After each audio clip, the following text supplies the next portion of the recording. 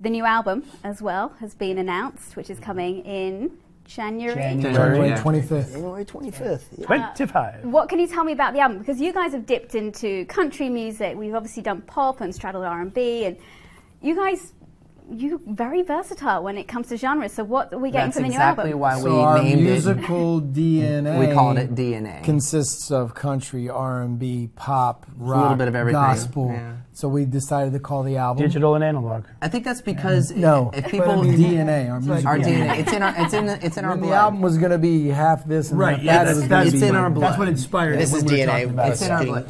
And I think that's kind of like, it's hard when you have 5 guys who, we all grew up listening to different types of music, are inspired and have been influenced vocally and musically by different music. But that's, I think, the beauty when you put us together, and that's what creates the Backstreet Boys. And so that's why we felt it was fitting to call it DNA, because when we do get together, we start off as We form a different organism together.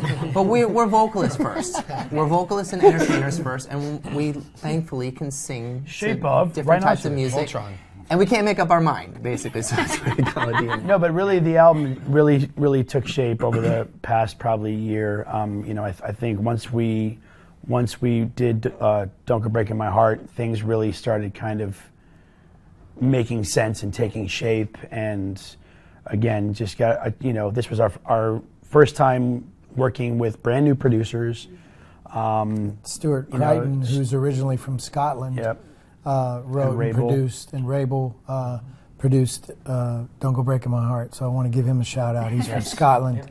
That's my Scorch's brother. And that really kind of, like AJ was saying, really kicked off, okay, we're on to something. It really started clicking as soon as we recorded Don't Go Breaking My Heart. Let me just get a little personal really fast. And this is just my opinion, I really think this record as a whole is that continued journey of what we're on together.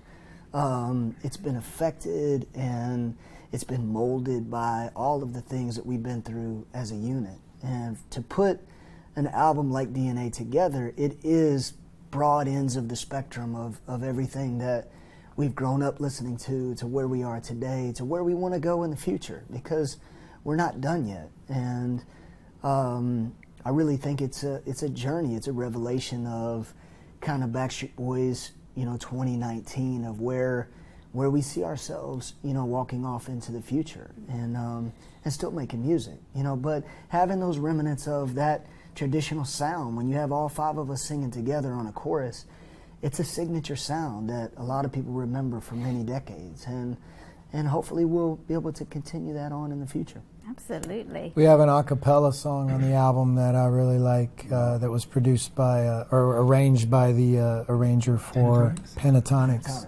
Oh, so that's a really cool track that was fun to do. We haven't had an a cappella since the first album. We've never had it. Well, I mean, just to be close with like per cappella. Well, they put a track to it. But but so fans have been asking for that. Yeah. I think the last time I heard one was A Night Out with the Backstreet Boys. The CD that came with it had an a cappella version of All I Have to Give on it. Mm-hmm. Yeah.